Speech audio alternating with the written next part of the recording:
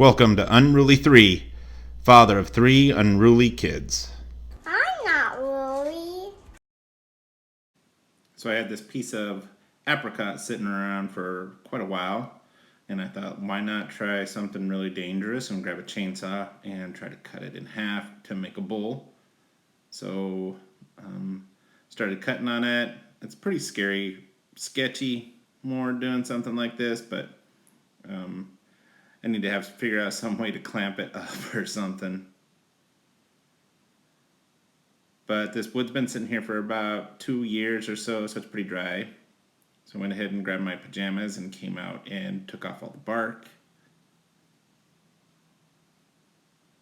And then I kind of had this Spectraply that I had partially glued up, and I thought, let's go ahead and put that on there to see how big I need to have the top. And ever since I rewired my bandsaw, I can actually cut things like this, which is fantastic. So I am just cutting it kind of close to where where I drew my lines on the other side. Look at the grain on that, it's pretty. And then I am just going to try to get some kind of shape to this so it looks somewhat like the bottom of a bowl.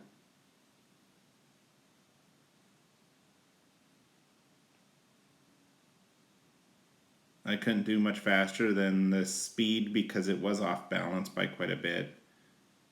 And it sure makes a difference when you get the speed up to start rounding it a little bit, but it would just start shaking.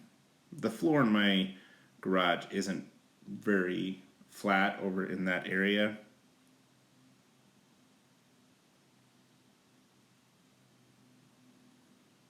And here she goes. I need some help. I don't know what screws people are using. I used different ones at different times. I've broken them.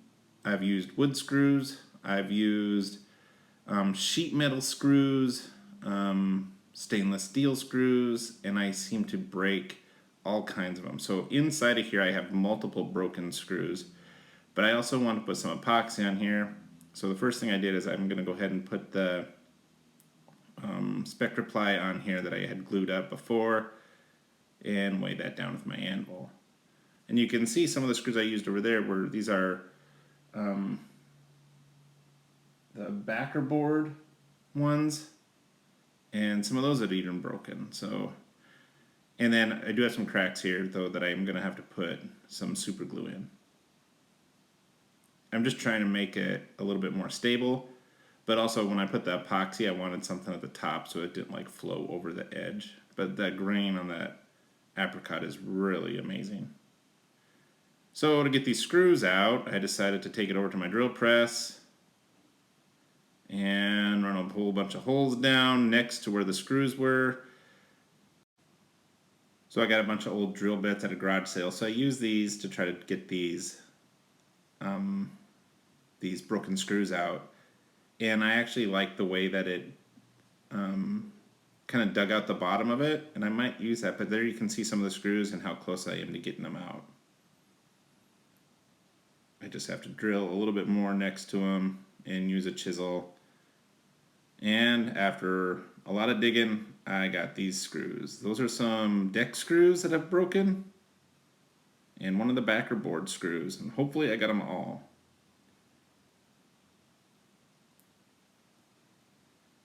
And this is like my favorite part. Once this Spectraply starts showing the colors,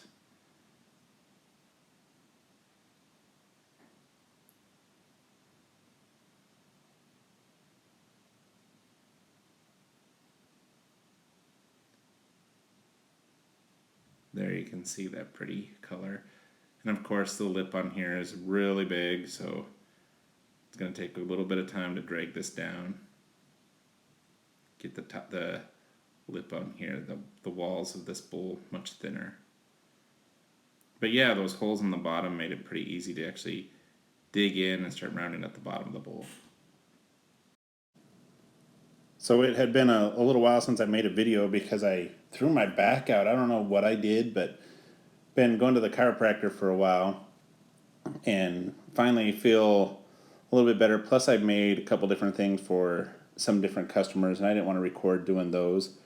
but one of them was making a epoxy table, and they wanted blue tint in it. So this bowl is actually going to be a gift for them because they have a lot of different blue things. So I thought one of these bowls that had some epoxy in it, and this blue Spectraply would be a good gift for them. So I'm just making this for them.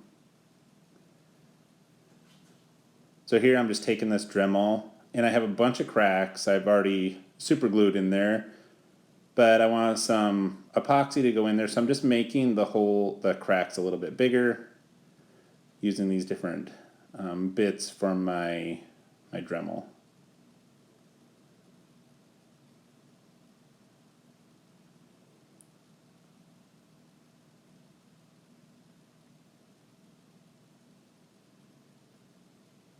And then this one all went all the way through. It was a pretty big crack. So I want to put some tape on it to have something on the back, otherwise it would just seep all the way through. And then I'm just going to add a bunch of epoxy here.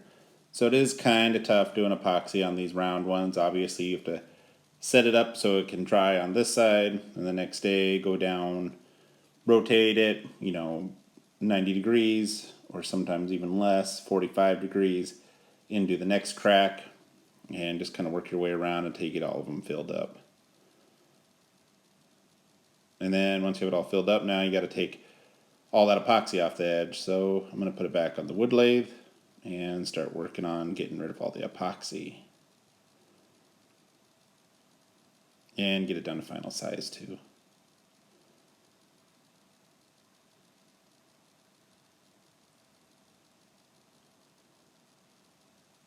But I really like that lip, and the blue looks pretty good. It's not a perfect match, but it matches the lighter color, I think, on that. And then I use my parting tool to separate this. I took it down almost all the way, or quite a ways, as long as I felt safe here with the leverage that I had on my parting tool. And then I'm just going to use a saw to cut the rest of the way through.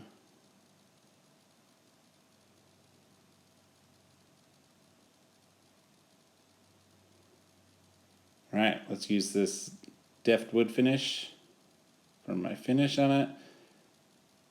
Again, I did about 5 coats, and then I take a brown paper bag, crumple it up really good, rub off all the burrs or whatever, and go over it again.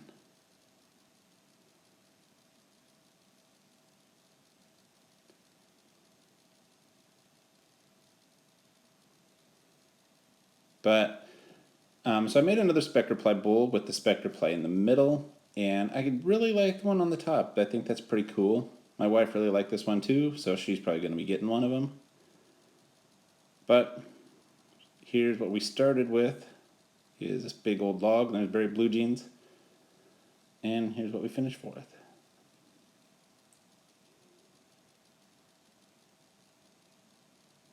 Alright, thanks so much for watching.